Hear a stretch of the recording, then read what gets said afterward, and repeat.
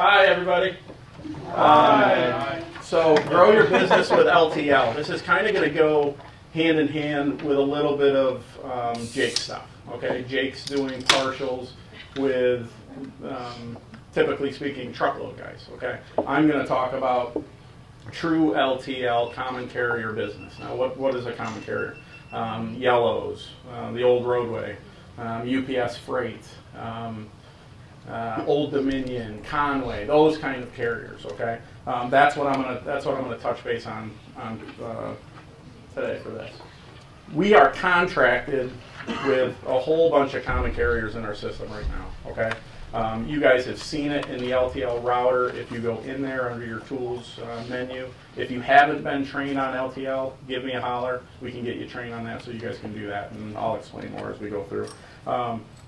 We're constantly adding new carriers to that. One of the things that Evan and I like to do is build that carrier base as big as we possibly can. So we'll use a lot of smaller LTL carriers that'll do maybe, they'll do the Northeast, or they'll do the Midwest, or maybe they just do Texas.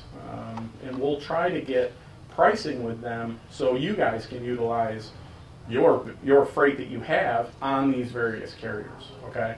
The nice part about it is really the rating is really where it comes into question. A lot of you guys probably don't want to do LTL because you don't know it. You don't know how to rate it. It's unfamiliar. Truckloads are, for the most part, easy, right? You go in, you pick it up, you drive it to the destination, and you deliver it. We have avenues of getting rates that way that are fairly easy. LTL's a totally different ballgame. I'm not going to go into, all the classes and all the rating structures that are there. Just know that LTL or LDI Freight has a tool where you guys can get current rates that are there at a discounted price. And that's really the main reason why brokers shy away from it, is because of the fear. They don't know. They stick to the full truckload stuff and kind of move that way. Before we went and did our router and we got those contract pricings through carriers, for a broker to get a rate from, say, Buffalo to Chicago, he'd have to call 5 different carriers, 6 different carriers, maybe go on 6 different websites of carriers to try to get that pricing. Maybe it would take 20 minutes for one rate, right? It's a long time. You guys know how quick our business has to move. 20 minutes to get an LTL rate, it's just not acceptable. With LDI Freight, you can get it instantly, for the most part. I mean, it may take a couple seconds for it to go through, but so now you're able to obtain those rate quotes from all of our contracted servicing carriers really under a minute. And you will get 10, 15, 20 different rates from a whole bunch of different carriers. Bart uses the LTL rater regularly. He does a ton of LTL business. Jake's the same way. Jim Glinsky, ton of it. Nobody else really that I can tell. Preston, I think you've probably fumbled a couple, but not many. But you're able to give your customers, I love you, buddy. You're able to give your customers accurate rates quickly. What is it able to do? We can generate multiple LTL quotes for multiple carriers with an LDI Freight.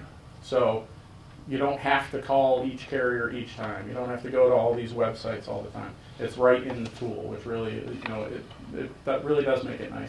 We can build a quote sheet, send that to the customer. I don't know, show of hands, how many guys are sending quote sheets to their customers on each and every run that they do? 1, okay? That's a great habit to get into. When we had the when we were inside sales guys for LDI, we all had to have freight quotes. Jim Glinsky can remember. If we didn't have a rate quote signed by the customer, or at least an email notification, we didn't move the freight. So it's kind of like your carrier's rate confirmation on the same side. So we can do that through the LTL site. We can send them a quote, customer will see it, customer will have it. They can agree to it or fight you for it, whatever the case may be. But they will, have that option. We can create an LTL load right from the quote, extremely easy, couple clicks of a button. The layout of the LTL loads are different than what you're used to on the truckload side, okay? The same information is in it. We have an AR, we have an AP, we have a pickup location, drop-off location, but on the back side where the rating comes into play, that's where LDI Freight needs to do those LTL buildings for you, okay? One of the biggest problems, I don't know where this is on the sheet, hold on. Yeah, okay, so I'm going to touch base on that quick. One of the biggest problems that we have with rating our LTLs is the bill of lading, okay?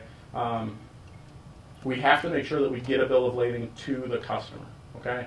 The reason being is we need to be marked as the third-party contact for those shipments that are moving from point A to point B. If we're not marked as the third party to pay that freight bill, your customer's going to get a bill from UPS or Conway or whoever it may be. So that's really, really important that we get that, that we get that information off to them.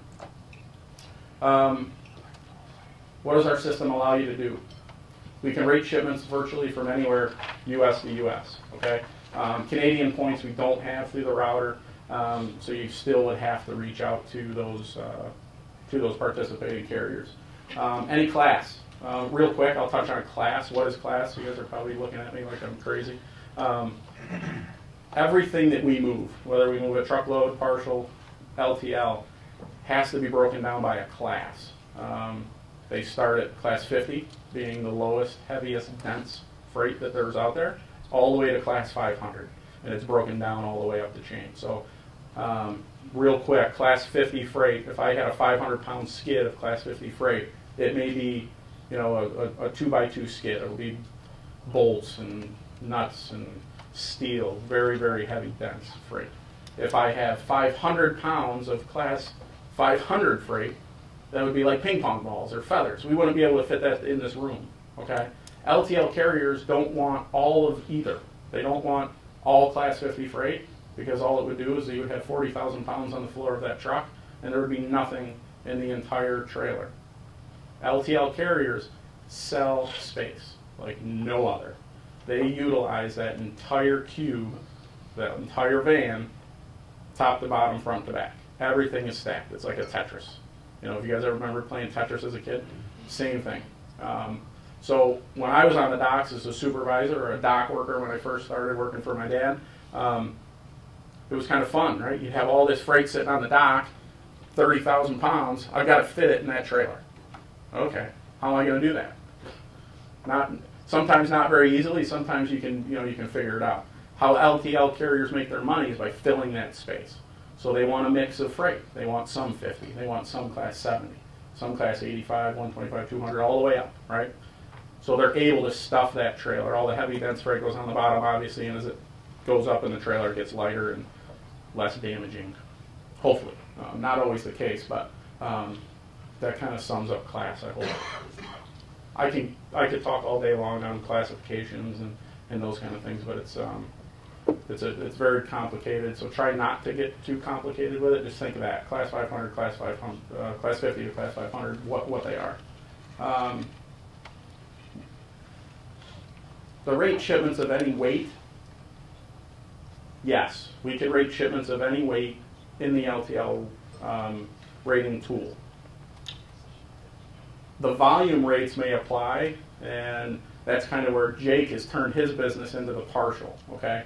The volume rates would be anything, say, and this isn't gospel, so don't hold me to it, but anything 5 or 6 skids and higher, or 5,000 to 6,000 pounds or higher, okay?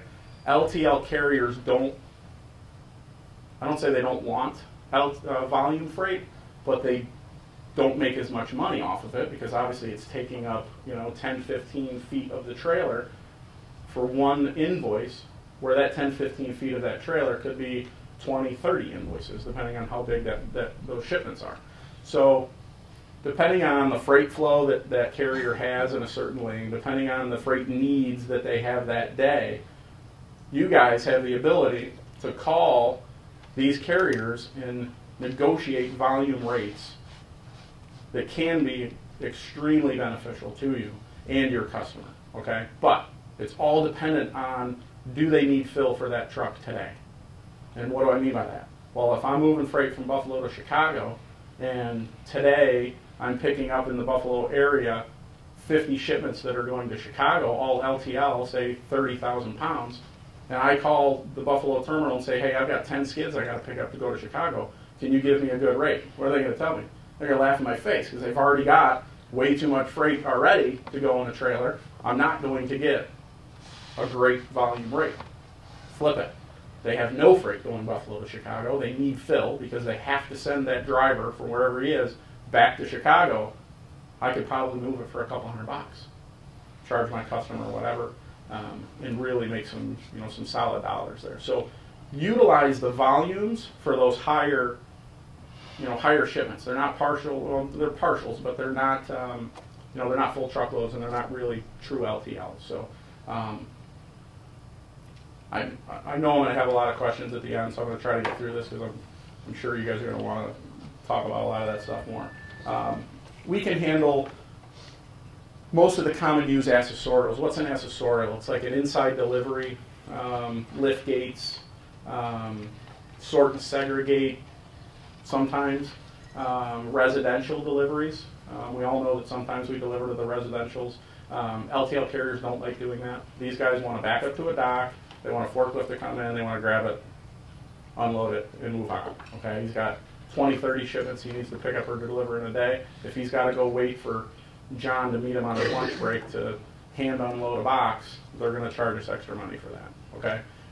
Same thing with the lift gates. If we need a lift gate, there's no dock that the carrier can back up to. There's going to be an additional charge for that.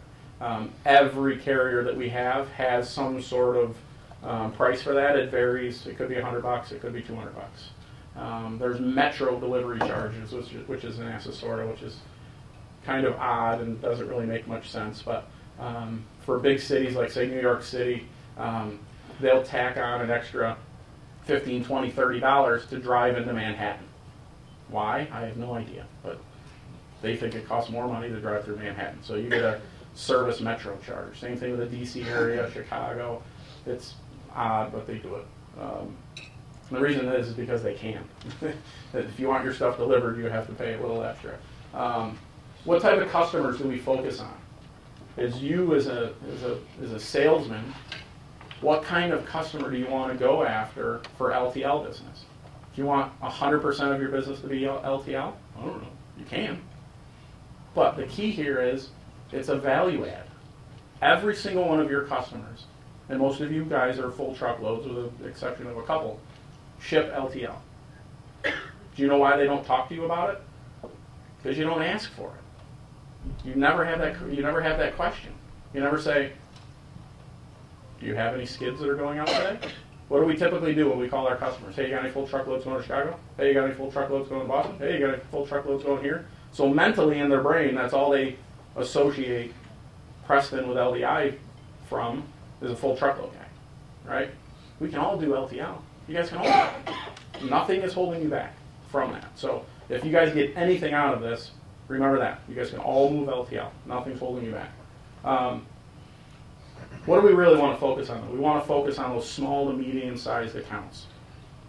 If you're calling a customer and they're moving 10, 15, 20 shipments a day or a week of LTL, who do you think's in their back door? The LTL carriers, okay? Just like you guys go out and solicit tons of customers all the time, each and every single LTL carrier has someone just like you that drives door to door to door to door, walks in, and solicits their business. I was one of them for 3 years in Boston.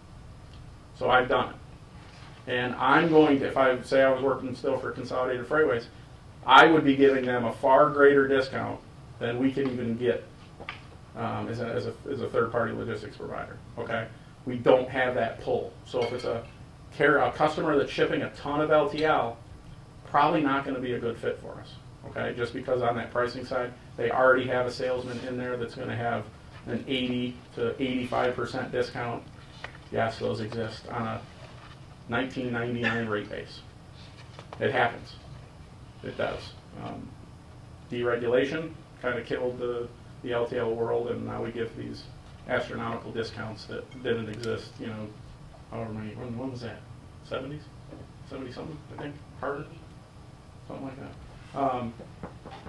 So where you can really help out a customer is that guy in the shipping department that's wearing multiple hats. He is the shipping clerk. He is the purchasing order guy. He is the janitor. Who knows? He could be doing 15 different things. You can call that person and say, what do you do right now for those 1 or 2 LTL loads that you move a month? Oh, I call this guy, I call that guy, I call this guy, I call that guy. Okay, let me see a freight bill. If you can get a freight bill from a customer, and typically speaking, LTL customers are more apt to give you a freight bill because that's what they've done for each and every one of the LTL carriers that they call them. So if we know exactly what they're spending right now on the 2 skids from point A to point B, we can look in the rater and see if we can be a fit for them. Sometimes we may be, and sometimes we may not be. But the key to that person is that's wearing those multiple hats is now they can call you, and you can give them 15 different options. Hey, I can move it with UPS freight for $100. It's going to be a 3-day lane. I can go down to Conway. It's going to be a 2-day lane, and it's going to cost you $105. I can go down to USF Holland. It's going to be a 1-day lane. It's going to cost you $130. Give them the option, right? They're not going to be able to go, depending on the customer, they won't be able to go to USF Holland and Conway and those and get those same prices because they don't have the freight flow. They don't have the volume of freight that an LTL carrier is looking for. So the LTL salesmen aren't in there. Right? The LTL salesmen are going to the people that are shipping 20, 30, 40 shipments a week. That's their bread and butter. That's who they want. So the small to medium-sized accounts, and I don't want to say small to medium-sized meaning they don't ship a lot of freight, small to medium-sized in the amount of LTL they move. Okay? That's really where you're going to be able to add some additional revenue to your business. All your full truckload guys move LTL. They may move it in. Maybe they don't ship out, but they're bringing stuff in. They're bringing in their office supplies. They're bringing in, you know, things that they need to manufacture whatever they're making, right? They are shipping LTL. They come in, they go out, but they are doing it. So have those questions. The customer that ships LTL regularly but not their primary source of mode, prime example to go after. A shipping department that doesn't have time to call numerous LTL carriers for quotes. All right, I touched on that, the guy with the multiple hats. So those are the people that we can really, really hit and hit a home run with. You're a value add for them. You can save them money based on your leverage of discount. I explained that, okay? With the person that doesn't have those discounts with the carriers. If they have the discounts with the carriers, we're not going to be a fit. This is, unfortunately, probably the worst part of the LTL world. Bart can attest, probably more than he cares to, but it's not easy. The problem being is us as full truckload providers primarily, what do we have for coverage, right? We have $100,000 cargo coverage. So realistically, everything that moves in that trailer is covered for $100,000. LTL world is completely different. You can throw that right away because it doesn't exist. It's all based on value. It's all based on, is it used equipment? Is it new equipment? There's a lot of variables to it. And the reason being is because they damage a lot of freight. They're stuffing that trailer completely solid full of freight. All the way to the roof, all the way to the back door. I'll tell you a story of this guy, Bob Walters. Rest in peace. He's a great guy. We had a shipment. Now, Consolidated Freightways only use 28-foot trailers. They call them pups or dubs, okay? We get this shipment picked up. The guy picked it up on a lift gate that was a little bit longer, brings it to the CF terminal. It was 32 feet long, okay? It was the last thing that needed to go in the trailer. It was a long, bar or something. It was made out of wood. Bob walks up to it on the dock. He was a dock supervisor at the time and says, we need to get that in that trailer. It's the last bill. It has to get out tonight. It has to go. We all looked at him like we had, 5 heads. Bob, there's no way that's going to fit in that trailer. You know what he did? We cut it in half. Yes. We cut it in half, threw it in the trailer, shut the door, goodbye. Bob was happy. The bill got out. He didn't care. It was gone. Gets to the customer, now it's 2 pieces. Do you think the customer was happy? No, they were not happy. They needed 1 piece to be 32 feet long, not 2 pieces to be 15 and a half or whatever. So, you know, those things happen, unfortunately, in the LTL world because they have to fill that space of that truck. So things get squished, things get damaged. You know, it's unfortunate. Typically speaking, an LTL customer that moves a lot of freight is familiar with that risk. They run that risk all the time. They've experienced multiple claim issues. Where it's your guys' job is to, the person that isn't familiar with the LTL world, doesn't know how the claim process works, doesn't know the difference of I'm covered for $100,000 when they're really not covered for $100,000. So it does take some teaching on your part to explain to your customer, listen, I understand that typically speaking we have $100,000 cargo coverage for your freight, but today on this 1 skid of widgets, we don't. If they're used widgets, it could fall down to 10 cents a pound. 500 pounds, I mean, they're getting no money for their freight. They get completely destroyed. They get literally nothing from the insurance company, okay, of the carrier, right, of the carrier. Now we could put, you know, contracts in place and stuff, and they could be under our insurance and yada, yada, yada, but that's a completely other different story.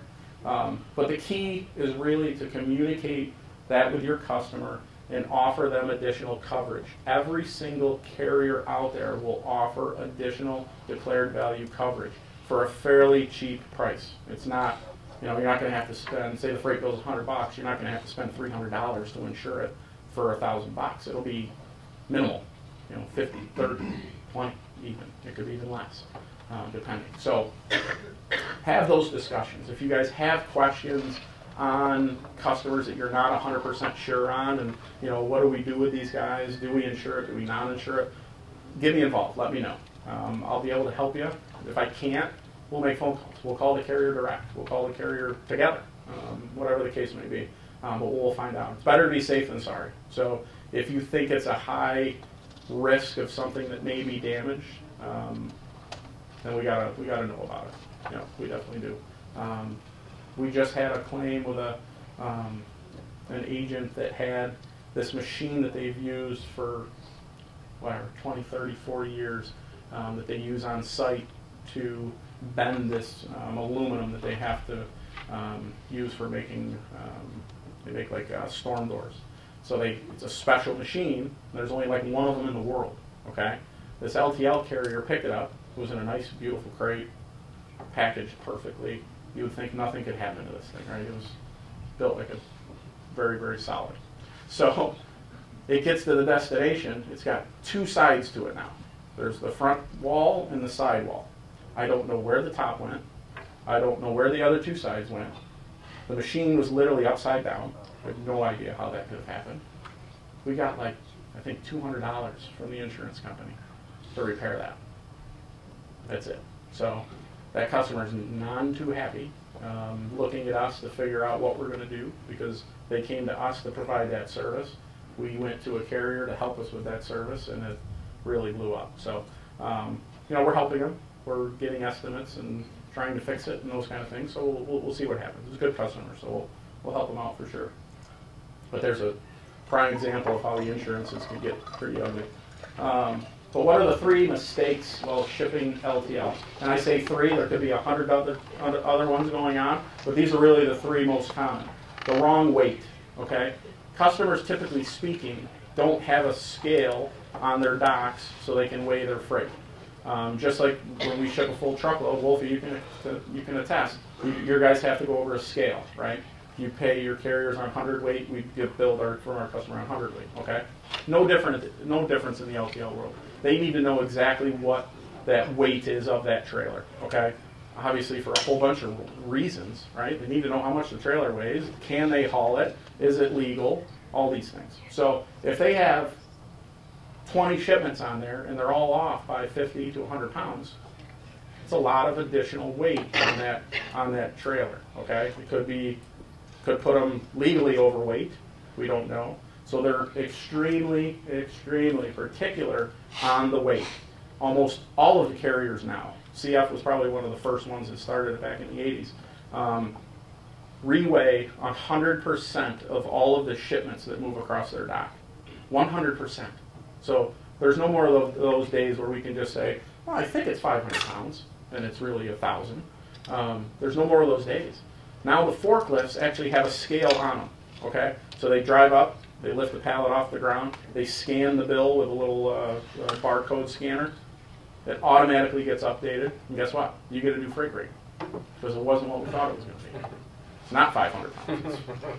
Jim knows it's 650, okay? The customer's going to say, oh, well, I didn't know. We understand that, okay? We need to be, if your customer cannot weigh that shipment and you have that conversation with them and they say, I don't know how much it weighs, I'm guessing, okay? They never count the pallet, that's 70 pounds right there, okay? Well, that's still part of the freight. They almost never do. So be extremely particular with that. Try to get the weight if you can. If they can't weigh it, okay, just explain to them, listen, I'm quoting this at $200. I'm going to get another bill on this because we know right now it's not 500 pounds because you can't weigh it, okay? Have that conversation with them. If we're upfront and honest with our customers that their shipment is going to be reweighed, they're going to be, less on the defense, or less offensive, I guess, when we go back after them for an additional freight bill, okay?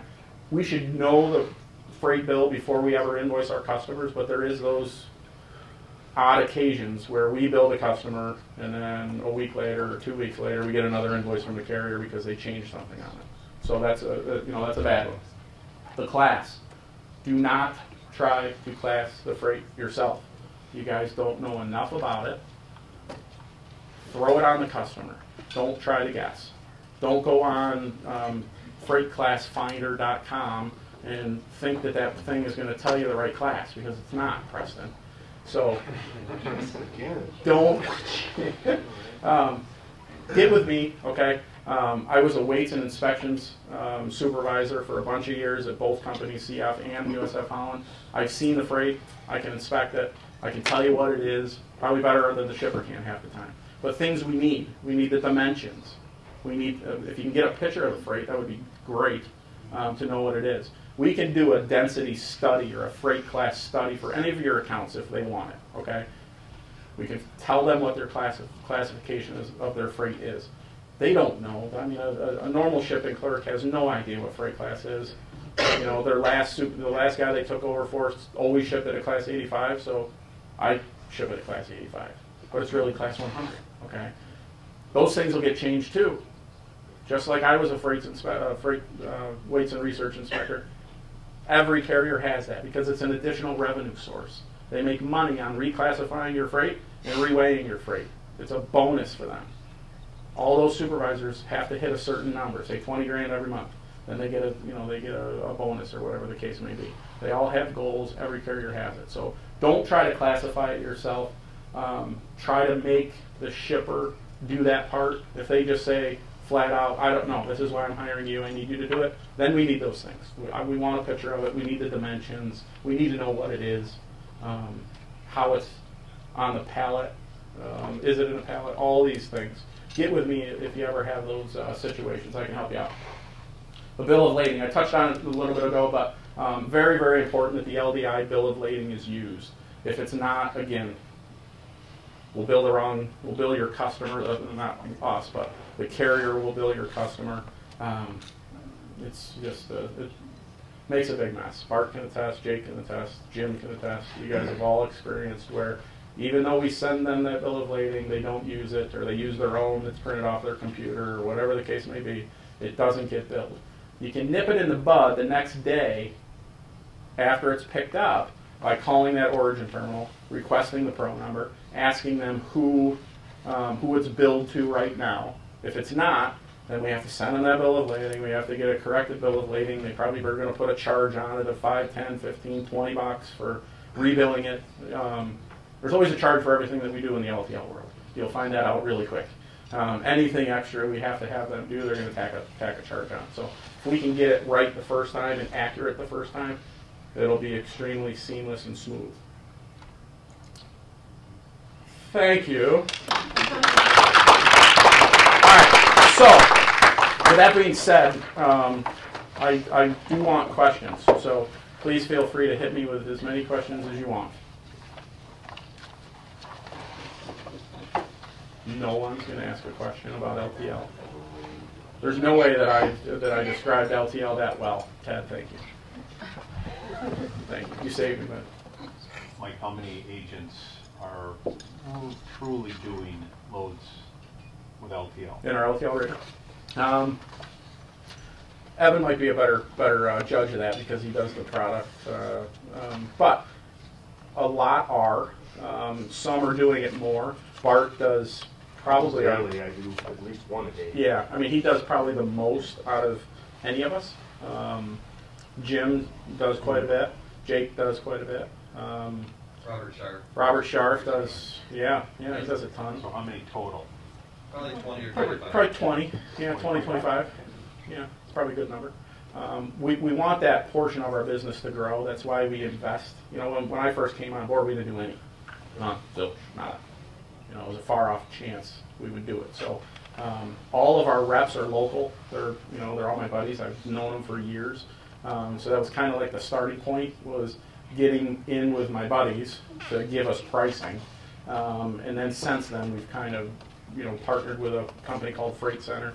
We partnered with another company, X-Freight. So we have these companies that we're partnering with to kind of piggyback off their pricing. Does that make sense?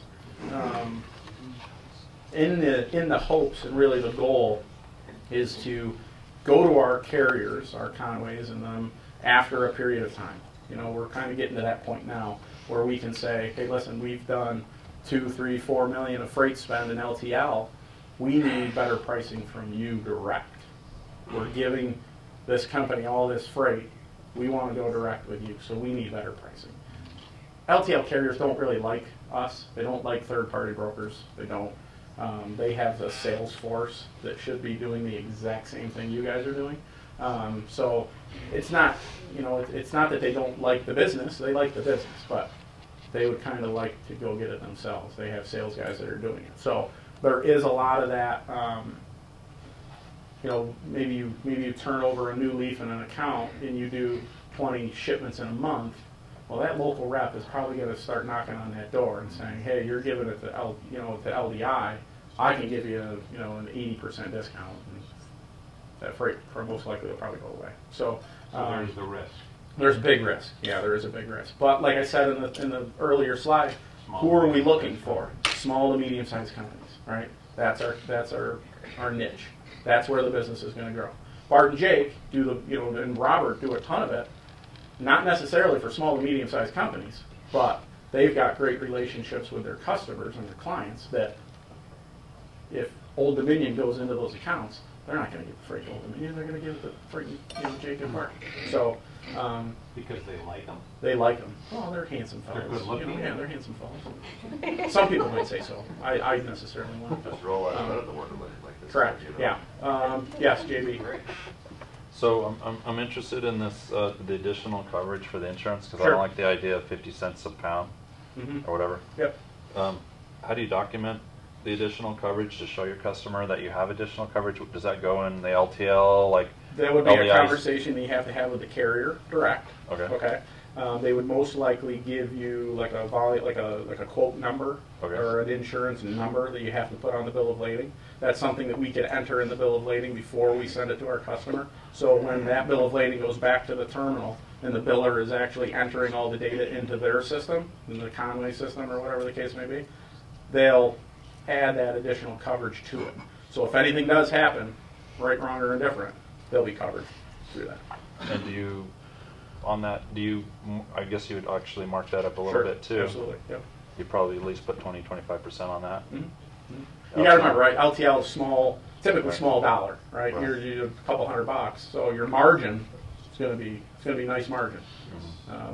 That's really kind of should entice you guys, right? You guys love your margin. You guys want to have high margin.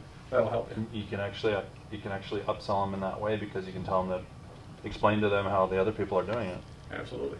That you can send a $100,000 thingy bobber and it's really not covered. Nope. So. Nope. Have those uncomfortable conversations, right? Have them. Your customers are going to respect you. They're going to like you more. And guess what else? They're going to trust you. If you don't have that uncomfortable conversation, they find out first, and then they go back to you, goodbye trust. It's gone, right? They're thinking that that you're trying to pull one over on them. So have the uncomfortable conversations. If you're not comfortable having those, I'll do it for you. I've had plenty of uncomfortable conversations in my life. Okay, I'm sure I'll have a bunch more. Okay, maybe some tonight with Jake. I don't know. But yeah, have those conversations. Be upfront. Be honest with your customers. It can really help. It can really help. Any other questions? I'm getting the clock by Evan back there. Oh yeah, wow, I talk a lot. Sorry I talk so much. But really, if you guys have any questions, let me know. I'm going to bring Wolfie up here real quick. He's going to go over his manager training program that he developed for his previous company called ICCI. Okay, they're a okay brokerage, I'll say. I'll be nice to Dewey and say that. That's being real nice. Yeah, I'll just be nice and say he's an okay brokerage. But the reason that they're an okay brokerage, right, is because of John Wolf. Okay, he's done a great job developing a training program for salespeople.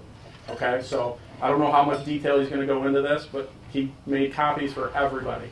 Use it. If you're thinking about hiring people, if you're thinking about you want to do some sales training yourself, go through this. Okay, it's good stuff in here. It's really good stuff. And John obviously is doing a great job. So,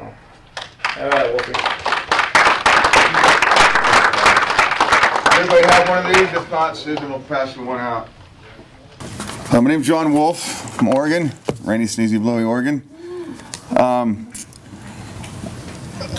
My background is in athletics coaching and high school coaching, college football, stuff like that. When I went to ICCI, I was given 2.5 months to dispatch, and with zero training. 2.5 months. I just met her, and I needed to make some money. I needed to make some money now, and I was very motivated. This had to work because my body was falling apart from football and construction. So I jumped the wall into management. Here's your phone, sink or swim, and that's it. And I'll tell you what, if you're hiring people and you don't have a training program, I'm sure that, Donna, you have training programs and other ones, but if you don't, I got some good stuff in here. I was manager, trainer, and sales coach for 5 years out of my 8 years there, 7 years there, excuse me. And I found that if you can find a natural, I was a natural. I didn't need any training. I was really upset when I didn't get any training, but it was something I just figured out. It was natural to me, and I went up real quick. And then there's a non-natural. Okay, and knowing the difference and how to recruit and screen and interview a non-natural versus a natural, it's pretty easy. It is. It's easier than you think. Somebody comes in like me, I said, I need this job, I want it. I want to be in sales. I have some college experience. This is what I want to do. I want to make some money. He said, well, what do you think about it? I said, well, if somebody comes at you and says, I might not be the best in here, but nobody's going to outwork me. And if you get anybody that motivated, that's where you can't go wrong. You probably shouldn't go wrong. My demographic profile, my target market, after all these years of screening, training, and hiring, recruiting, is 27 to 41. Married, kids, grounded, mortgage. Okay? I don't care. Race, creed, religion, I don't care. That is the profile that I learned to go after of hiring. Okay? 27 to 41 and closer to the 40 was a lot better for me. It seems like the younger they were, they still had all these lessons that I've already went through, and that was something that I learned, and I'm sticking with it. Okay? Basic training. You don't have to have a doctorate, master's, or bachelor's to succeed in this industry, but you do need to know how to type fast. And my typing skills are real fast, and the people that are really successful here, okay, learn how to type. I'll set you up with an online program and come back to me in 3 months. Okay, you have to be able to type, and the faster you type, the faster you can build those loads, the faster you send it out. You guys know that. Typing skills and speech, persuasion. If somebody wants to go to school and learn how to do this, speech, persuasion, and in business is definitely helps. Something that in the first week, I don't do this enough, is call yourself. Get on the phone and call yourself when you're on the road, and leave a message. Leave a voice message. 3 scripted pitches. So you know how many times you call a potential customer, you get transferred to voicemail. Leave yourself a voicemail. Listen to yourself and what you sound like. How many times do you say You know what I mean? I fired a guy after a year and a half. He had so many skills, and he was so good. But he called my #1 customer bro. Okay? He said, dude, bro, and it's a girl, you know. So it's a lady. So you know, just listen to yourself and evaluate yourself. Okay? Goal setting, short term, long. Script writing. This is a good thing for young agents. Write a script. Help them write out a script, okay, of what you want to say. Get the PowerPoints of LDI and sit them right under you. And when you're talking to a customer, if you start forgetting what you really wanted to say, just look down. It's right there. Okay. After the conversation, put it back in the drawer. How I got my my first good customer was, I sent him, I couldn't get a hold of him. And I sent him a cold call letter. Introduced myself, this is John Wolf from ICCI, blah, blah, blah, this is what we do, and I haul steel for a living. And he was a steel distributor in Pittsburgh. And I waited 3.5 days. It was a 3-day trip, and I called him. He goes, yeah, I was wondering who the blank you are. I got your letter. What can I do for you? So he already heard from me, and then I followed up with a call, and boy, it worked. And it did. And then I was customer pickups, and I followed the triangle from there. Geographical quizzes. New agents or trainees, geographical quizzes. Make them know their zones and their states, and quiz them on it until they know exactly where every zone is and every state is. Okay? Down the chain of command, then not up. Something that worked for me in the Houston coil and spool and concrete reinforcement customer, I couldn't get past the gatekeeper. I couldn't get past the gatekeeper. How do I get past the gatekeeper? I finally got online and found out who the CEO and the president of this company was, and I got a hold of him. The shipper, the controller wouldn't talk to me. I couldn't even get to them. I couldn't get through. I got a hold of the president. He goes, who am I speaking to? You know, and I said, this is John. I'm from ICCI. I want to work for you. I think I can save you some money.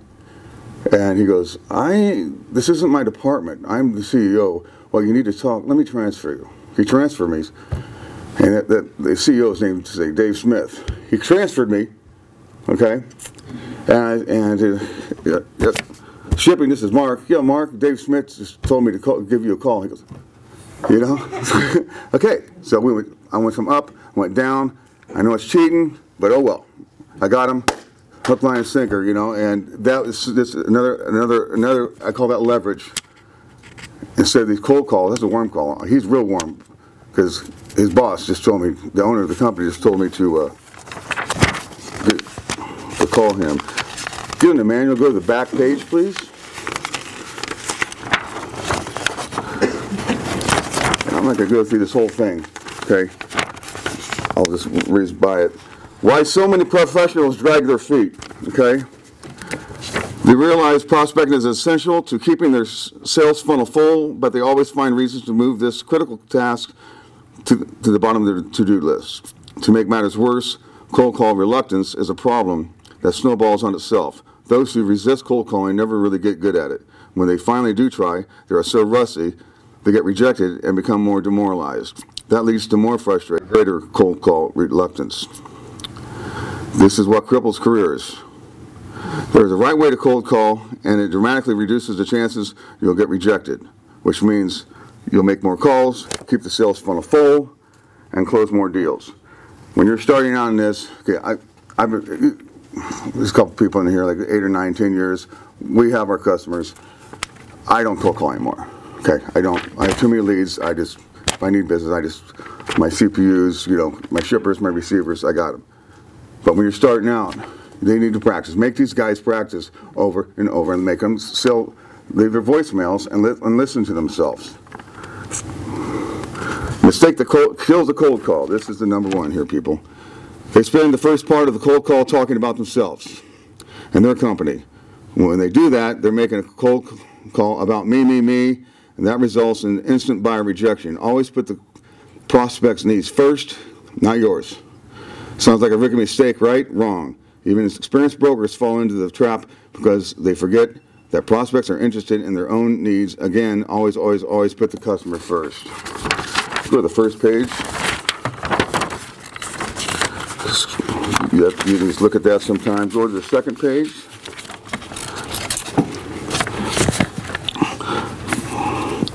Big 3. This is a 5-month program. And I think I told you I went from 8 to 9 months, and it was 1 month and 2 months in this place, and I finally tweaked it this way.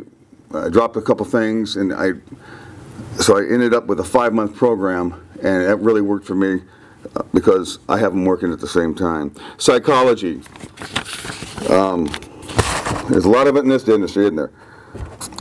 Dress, look, sound, be like the contact on the phone that you are pursuing.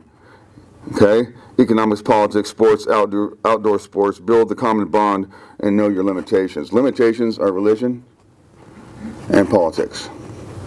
Those two things, be careful, okay? Because if you're a Democrat and you start bagging on Obama, and he's a Democrat. I mean, if you're a Republican, he's a Democrat. You get the picture, okay? That's stuff that happens later. That later on down in the relationship. Oh, real quick. I was an outside sales rep for a marketing firm. We sold billboards,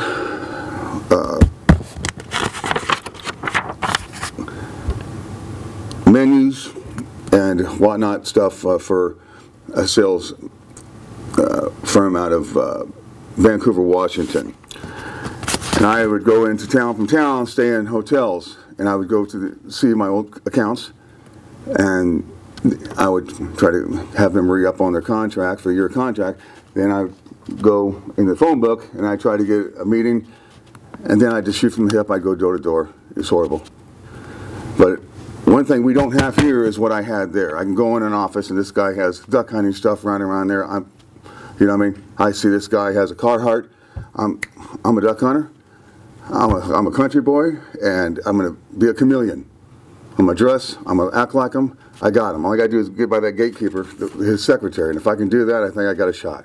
Here, it's tough. Sometimes you have 15 seconds to build a common bond, and when I'm talking about a common bond is let's say Jack Childress, Steel, West Virginia. 5 seconds. Hey, can I speak to shipping, please? Okay, thank you. Jack Childress, yeah. Okay. He's sound like right now. I'm thinking he's 50 years old. Probably smokes a pack of Marlboros a day and drinks scotch in the evenings.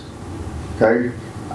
He's not going to talk to me. What does he need and what do you want? And that was exactly what he wanted to. I want to work for you. No time for a sales pitch. I want to work for you. What do you got? Pittsburgh trucks. Yeah, I got them. Send the credit apple. Boom. Then there's this other thing. My name is Norma Vanley. Can I help you? This is shipping. Okay. There's a whole different kind of profile, whole different kind of person, human being. She's ended up being a very devout Christian woman. She's a wonderful lady. Always goes over and beyond her call of duty. And actually, me and Mike just saw her over at South Seal, but she is very polite. You're going to talk to her differently than you're going to talk to Jack, okay?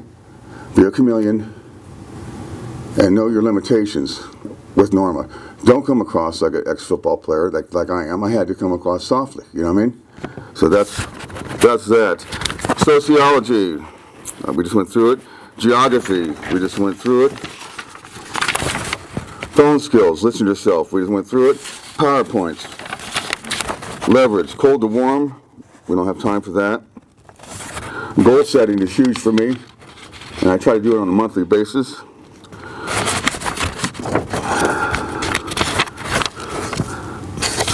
Go to page 6, or you just listen to me yap. Formula for a successful cold call. Approach every cold call with the following question in mind: how can I create a valuable service for this company? This will ensure that you listen to the prospect, give a brief introduction of LDI and the benefits that we offer.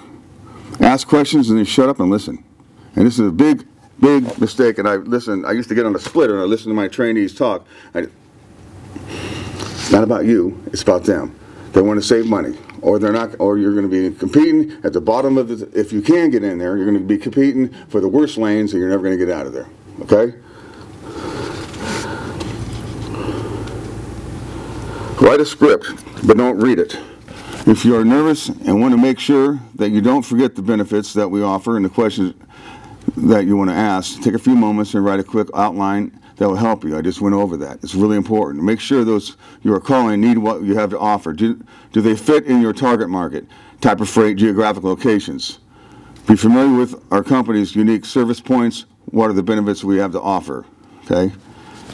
That's kind of down the line of going and giving them what they want. Make sure they're going to work out in your geographical and your target market. I live in Oregon. I get up at 4 o'clock. I'm on the phone. My phone start calling at 4:15. I am not going to get a lumber account and be working at it 5 or 6 o'clock at night. I mean, you know what I mean? So I'm all East Coast, but I live in Oregon. After that, if you guys ever have any questions on training, sales coaching, motivation, I've done it a long time. And there's some to-dos and not to-dos. You got me on Pandium. Feel free to contact me. I'll look for questions. Anybody have any questions? Go ahead, Ted. How do you get people to come to you? Well, Don't know anything about freight. Right. I want to come work for you. good. I want to treat you how I want. I'm going to be the best agent, sub-agent you've ever had. Hey, if you don't know anything about it, that's good. Because I have had people come in from UTI, Landstar, CRST, and they have the worst phone etiquette I've ever heard in my life. I'm not, no offense to people who's worked at those companies, but they have no respect for customers, carriers, and I'm not saying all of them. Some of the great people just like us, you know what I mean? But there's a way to do it, and I think I have the best way to do it. I'm just one of those guys. I think I have a really good formula. Yeah, but how do you specifically attract people, John, to you? Okay, the best way is word of mouth. And when I was there, I would give a $50 award bonus for anybody that, if you can get through the interview process. And when I say physical interview process, that's the second interview. I don't even want to look, I don't care if this guy is 370 pounds, you know what I'm saying? Or 6'2", 215. I don't want to look at him because I start profiling this guy. I want to hear him on the phone. His first interview is over the phone. Ted, you have 15 minutes to sell yourself to me. I want to hear what we're not selling person to person, we're selling over the phone, right? How good are you over the phone? Okay? I'm sorry, I'll let you know.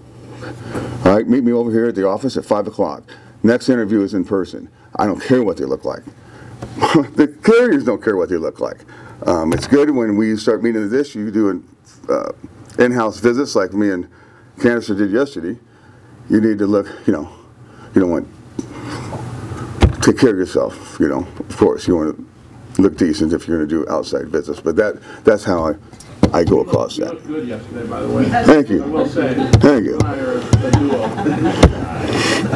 Does that answer your question? How do I get them? Word of mouth, I give bonuses, okay? The other thing is Craigslist, in the paper, but they call me and they talk to me and I want to talk to them over the phone. There's an interview process over the phone before I ever see them. Okay, anything else? What if they say a lot? Huh? What if they say a lot? I'm a lot? My name's, Ted. Have a good day. Anything else, guys? If you have anything, let me know. Thanks for the time.